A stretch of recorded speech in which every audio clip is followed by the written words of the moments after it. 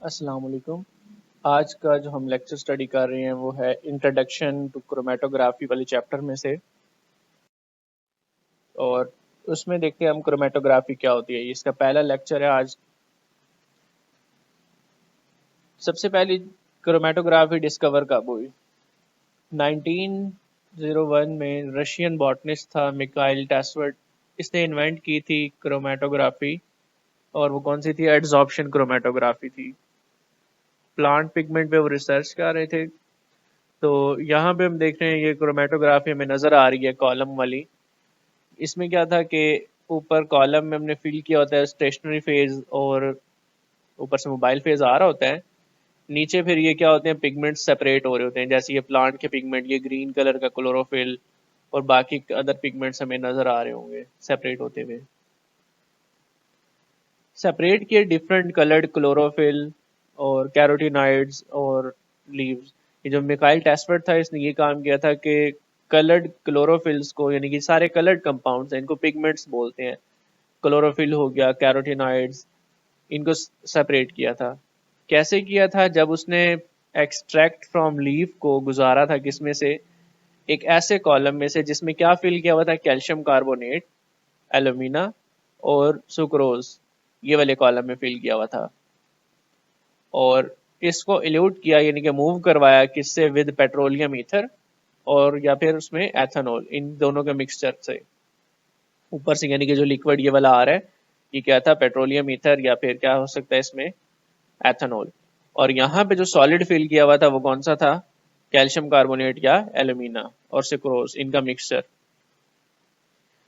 इसने फिर एक टर्म निकाली, और वो टर्म का नाम क्या था? क्रोमेटोग्राफी।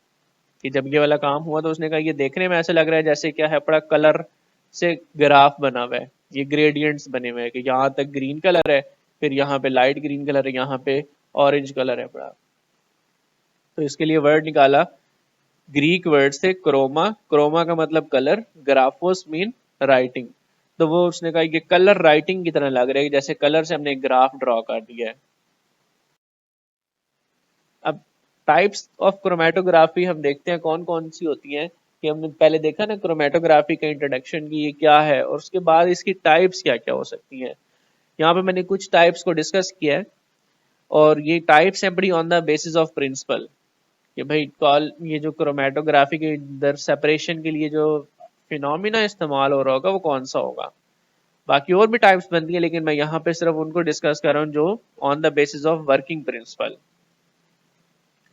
मिसाल के तौर पे सबसे पहले ये एड्सॉर्प्शन क्रोमेटोग्राफी है। तो इसमें क्या होता है, सेपरेट करती है सैंपल कंपोनेंट्स को on the basis of relative tendency to adsorb on solid stationary phase के। ये एड्सॉर्प्शन की एबिलिटी के ऊपर क्या करती है? सेपरेशन करवाती है। इसमें ये तीन चीजें हमने देखनी होंगी, स्टेशनरी फेज क्या है इसका, मोबाइल फेज क्या होगा, और एग्जाम्पल एक देखेंगे। स्टेशनरी फेज इसमें सॉलिड होता है जिसके ऊपर एड्सॉर्प्शन होती है। मोबाइल फेज इसमें लिक्विड भी हो सकता है और गैस भी हो सकती है। एग्जाम्पल इसकी होती है टीएलसी, ये लिक्विड के साथ होगी। मिसाल के तौर पे डायग्राम में देखते हैं, ये सॉलिड है, ऊपर से क्या चीज आ रही है? मोबाइल फेज, और उसके साथ ये जो डॉट्स हैं पड़े, ये क्या है पड़े? सारे सैंपल के कंपोनेंट्स हैं। सैंपल के कंपोनेंट्स यहाँ पे क्या हो जाएंगे? एड्सॉर्ब हो जाएंगे ये सरफेस के ऊपर, ये चिपके हुए नजर आ रहे हैं हमें। जो एड्सॉर्ब हो जाएंगे वो क्या होंगे? रिटेन हो जाएंगे। और जो नहीं होंगे वो नीचे क्या होंगे? एल्यूट हो जाएंगे, मूव हो जाएंगे। ये क्रोमेटोग्राफी नजर आ रही है, क्रोमेटोग्राम बनाया है कि प्लेट के ऊपर, शीशे की प्लेट के ऊपर ये क्या लगा हुआ है? सिलिका लगा हुआ है। और फिर उसके ऊपर हमने क्या किया? कलर्स को सेपरेट किया है। नेक्स्ट टाइप है पार्टीशन क्रोमेटोग्राफी। पार्टीशन क्रोमेटोग्राफी क्या होती है? सेपरेट करती है सैंपल कंपोनेंट्स को on the basis of relative tendency to distribute between two immiscible liquids. कि ये क्या करती है? डिस्ट्रीब्यूशन के ऊपर बेस करती है इमिसिबल लिक्विड्स में। वो जो जैसे सेपरेटिंग फनल वाली सेपरेशन होती है, सॉल्वेंट एक्सट्रैक्शन की तरह। अब स्टेशनरी फेज, मोबाइल फेज और एग्जाम्पल में क्या आएगा हमारे पास? स्टेशनरी फेज इसमें लिक्विड लाजमी शर्त होनी चाहिए, और मोबाइल फेज क्या हो सकता है? लिक्विड भी हो सकता है, गैस भी हो सकता है। अब यहाँ ऊपर तो हमने मेंशन किया कि इमिसिबल लिक्विड होना चाहिए, लेकिन एन मुमकिन है कि वो जो गैस है वो भी किसकी तरह बिहेव कर रही हो, लिक्विड की तरह के। गैस भी तो फ्लूइड है ना, मूव कर सकती है। एग्जाम्पल बेस्ट क्या बनती है इसकी, पेपर क्रोमेटोग्राफी। अब देखें, आपको पता होगा, आपने पहले टाइप्स पढ़ी हुई, टीएलसी, पेपर क्रोमेटोग्राफी, ये भी तो टाइप्स है ना।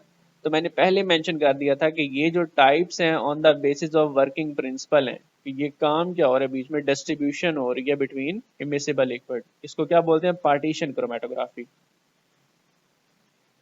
कॉलम क्रोमेटोग्राफी भी हो सकती है। अब देखें, ये भी तो दोनों टाइप्स है ना, पेपर और कॉलम, लेकिन ये अपनी मेथड की बेस के ऊपर, कि वो हम उसका मेथड कैसे कर रहे हैं, फिजिकल मेथड जो लगा रहे हैं वो कौन सा है। लेकिन जो उसके पीछे केमिस्ट्री चल रही है, या जो उसके पीछे वर्किंग प्रिंसिपल है, वो क्या है, अपना पार्टीशन क्रोमेटोग्राफी है। मिसाल के तौर पे ये मैंने कॉलम का एक क्रॉस सेक्शन शो किया हुआ है, कि ऐसा कॉलम जिसमें क्या है, बड़ा फिलिंग नहीं की हुई बल्कि दीवारों पे कवरिंग की हुई है जस्ट। अब इसमें देखें तो यहाँ पे क्या होगा, ये जो है हमारे पास क्या है, बड़ा एक लिक्विड लगाया हुआ है। कहाँ पे लगाया हुआ है हमने, एक इनर्ट सरफेस के ऊपर ब्लू कलर का, और फिर यहाँ अंदर से क्या चीज गुजर रही है, मोबाइल फेज, और साथ वो जो चीज गुजर रही है कौन सा, लिक्विड। सेपरेशन कैसे होगी, ये जो व्हाइट कलर का मोबाइल फेज है उसमें से निकल के वो किधर चली जाएगी, ब्लू कलर के लिक्विड स्टेशनरी फेज में। ठीक है, तो इस तरह की क्रोमेटोग्राफी क्या बोलेंगे हम, पार्टीशन क्रोमेटोग्राफी बोलेंगे। ठीक हो गया। सेम ऐसे कॉलम के अंदर भी हम कर सकते हैं, कि इस कॉलम के अंदर पहले एक सिलिका फिल किया हुआ था, सिलिका के ऊपर क्या चीज एब्जॉर्ब करवा दी, कोई सॉल्वेंट, कोई लिक्विड। जैसे यहाँ पे हमने चिपकाया हुआ ना लिक्विड, वैसे सिलिका के पार्टिकल्स के ऊपर भी क्या लगा दिया, कोई लिक्विड उस पर जज्ब करवा दिया। फिर उसके बाद क्या किया, ऊपर से मोबाइल फेज और सैंपल को गुजारा, और वो क्या होगी, सेपरेशन होगी। तो फिर कॉलम में भी हम क्या यूज कर सकते हैं, partition chromatography. Types based on polarity, partition chromatography की दो टाइप्स आगे फर्दर हैं। एक है नॉर्मल फेज, जिसमें क्या होता है, स्टेशनरी फेज पोलर होता है, और मोबाइल फेज जो होता है वो नॉन पोलर होता है। ठीक है, तो अब यहाँ पे क्या होगा, जो ब्लू कलर का लिक्विड है ये क्या होगा, पोलर, और जो व्हाइट वाला ये मोबाइल फेज है ये क्या होगा, नॉन पोलर। इसको नॉर्मल फेज इसलिए बोलते हैं क्योंकि जो हमने शुरू में अभी एग्जांपल पढ़ी है मिकाइल टेस्फर्ट की, उसने नॉन पोलर चीजें यूज की थी, और वो जो ऊपर उसके थे, जो जो मोबाइल फेज के साथ स्टेशनरी थे, वो पोलर थे। तो अब यहाँ पे जो ये इसका तरीका होता है ना, क्योंकि ये फर्स्ट डिस्कवर हुई थी तो इसलिए इसका नाम नॉर्मल फेज रखा है। रिवर्स्ड फेज, क्योंकि ये बाद में डिस्कवर हुई थी तो फिर हमने कहा कि नॉर्मल का उलट है, तो इसलिए इसका नाम क्या रखा गया, रिवर्स्ड फेज।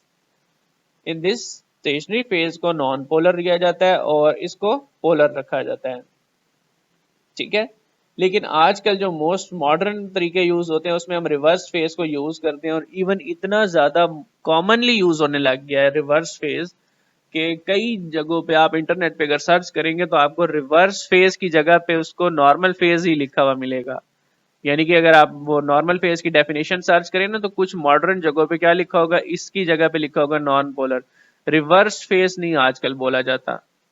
ठीक है, लेकिन क्योंकि हम ये बुक्स जो होती हैं ये क्लासिकल पढ़ रहे होते हैं, तो इसलिए यहाँ पे हम क्या कहेंगे, नॉर्मल फेज का मतलब polar stationary phase, reverse phase का मतलब नॉन पोलर स्टेशनरी फेज। अच्छा, नेक्स्ट अब है हमारे पास आयन एक्सचेंज क्रोमेटोग्राफी। इसमें क्या होगा, सेपरेट करेगी ये सैंपल कंपोनेंट्स को on the basis of their relative tendency to distribute on the nature of charges and their electrostatic attraction. कि ये नेचर ऑफ चार्ज के ऊपर डिस्ट्रीब्यूट करवाती है, या फिर इलेक्ट्रोस्टैटिक अट्रैक्शन जो वो क्रिएट कर सकता है उसकी बेस पे करती है। किन चीजों के लिए यूज करते हैं हम, इनऑर्गेनिक आयंस जो होते हैं उनको सेपरेट करने के लिए, क्योंकि आयंस पे चार्ज होगा तो वो अपने चार्ज की बेस पे डिस्ट्रीब्यूट हो जाएंगे। पॉलीपेप्टाइड्स, ये प्रोटीन्स होते हैं, इनके ऊपर भी चार्जेस होते हैं, तो वो क्या होगा, उनकी बेस के ऊपर ये सेपरेट हो जाएंगे। अमाइनो एसिड्स पे भी चार्ज होता है, और न्यूक्लिक एसिड्स जो होंगे ये भी एसिड्स हैं, तो इनके ऊपर भी क्या होगा, नेगेटिव चार्ज आ रहा होगा। स्टेशनरी फेज क्या होता है, इसमें आयन एक्सचेंज रेजन होता है, या कोई जेल हो सकती है, मोबाइल फेज क्या होता है, लिक्विड हो सकता है या पोटेंशियल डिफरेंस भी हो सकता है कि जिसकी मदद से हम इन आयंस को मूव करवा रहे होंगे। एग्जाम्पल क्या हो सकती है, इलेक्ट्रोफोरेसिस हो सकती है कि जिसमें हम इसके आयन को एक्सचेंज कर रहे होंगे। नेक्स्ट इसको यहाँ पे देखते हैं डायग्राम की मदद से कि ये हमारे पास क्या लगा हुआ है, ये एक आयन एक्सचेंज रेजन है। यहाँ पे ये क्या कर रहा है, ये नेगेटिव चार्ज आयन को क्या कर रहा है, अट्रैक्ट कर रहा है। अट्रैक्ट करके क्या कर रहा है, यहाँ पे पॉजिटिव वालों के साथ अटैच करके ट्रैप कर रहा है। तो उसकी बेस के ऊपर ये क्या होगा, सेपरेट हो रहे होंगे कि जो नेगेटिव वाले ज्यादा अच्छा अट्रैक्ट हो जाएंगे वो इधर अटैच हो जाएंगे, और जो नेगेटिव वाले अट्रैक्ट नहीं हो सकेंगे वो क्या होंगे, तेजी से नीचे चले जाएंगे तो सेपरेट हो जाएंगे। नेक्स्ट टाइप है अपनी साइज एक्सक्लूजन। साइज एक्सक्लूजन में होता है सेपरेट करती है सैंपल कंपोनेंट्स को उसके नाम से नजर आ रहा है साइज के ऊपर, on the basis of their relative sizes. मिसाल के तौर पे इसको हम एक और वर्ड बोल सकते हैं जेल फिल्ट्रेशन, कि ये फिल्ट्रेशन की तरह है ना, फिल्टर में यूं होता है ना, बारीक पार्टिकल्स जो होते हैं वो गुजर जाते हैं, बड़े पार्टिकल्स रुक जाते हैं। तो इसको जेल फिल्ट्रेशन भी बोल सकते हैं या जेल परमिएशन भी बोल सकते हैं। स्टेशनरी फेज जो होता है वो पोरस सॉलिड हो सकता है, जेल हो सकता है, सीव हो सकती है यानी कि जाली हो सकती है। मोबाइल फेज क्या होता है, लिक्विड होगा इसके केस में। और सैंपल क्या होता है, स्पेशल कॉलम होंगे जिसमें ये लगे हुआ पोरस सॉलिड लगे हुए हों।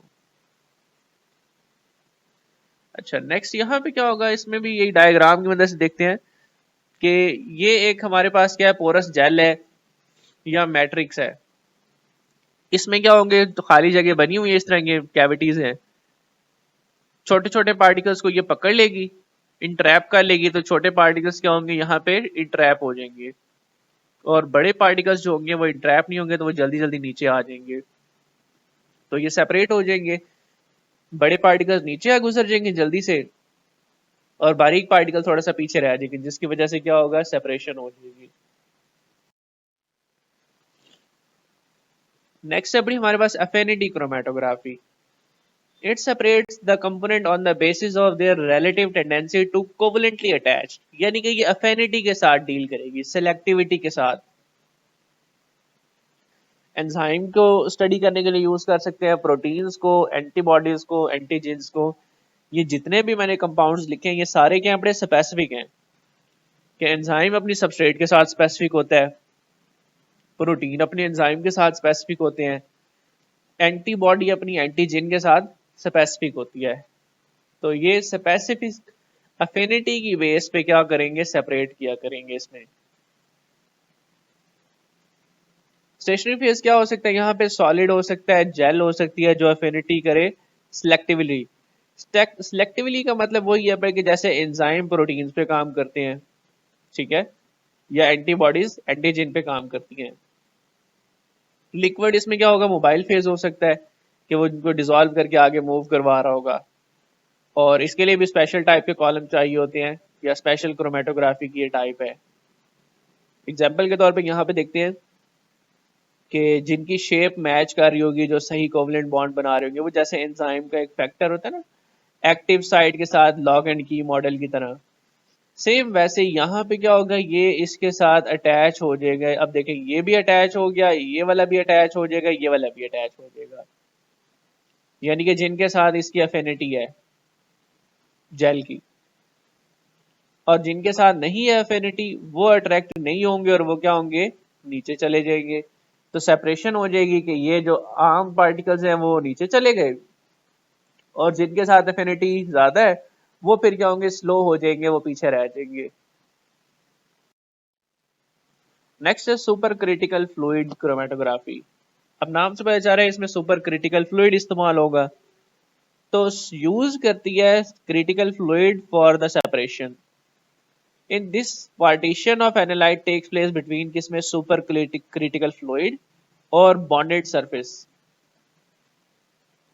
जो फ्लूइड है वो उसकी डेफिनेशन क्या होती है, मतलब क्या होता है सुपर क्रिटिकल का, वो ऐसे लिक्विड होते हैं जो अपने क्रिटिकल टेम्परेचर या प्रेशर से ऊपर हो, या उस टेम्परेचर और प्रेशर के ऊपर हो। और इस केस में क्या होगा, इसके अंदर दोनों की खूबियां होंगी, इसमें लिक्विड की प्रॉपर्टी भी होंगी और इसमें गैस की प्रॉपर्टीज भी होंगी। स्टेशनरी फेज क्या होता है, इसमें कोई ऑर्गेनिक स्पीसी हो सकती है जो बाउंड होगी इसके ऊपर सॉलिड सरफेस के ऊपर। मोबाइल फेज क्या होता है, इसमें सुपर क्रिटिकल फ्लूइड होता है, और इसमें भी क्या होंगे, स्पेशलाइज्ड कॉलम होंगे कि जो इस सुपर क्रिटिकल फ्लूइड को क्या करें, अपने अंदर कंटेन कर सकें। तो ये भी कॉलम क्रोमेटोग्राफी के केस में हो सकता है। होप कि यहाँ तक आपको लेक्चर क्लियर हो गया होगा इस क्रोमेटोग्राफी के बारे में। किसी भी और क्वेश्चन अगर आपके माइंड में है तो आप कमेंट्स में पूछ सकते हैं, या फिर इसके अलावा आप मुझसे लेक्चर डिस्कशन में भी ये डिस्कस कर सकते हैं। लेजेंड कॉलेज के पेज को अपना सब्सक्राइब करना है और इस चैनल को सब्सक्राइब करना है ताकि नेक्स्ट जब लेक्चर अपलोड हो तो आपको इन्फॉर्म हो जाए।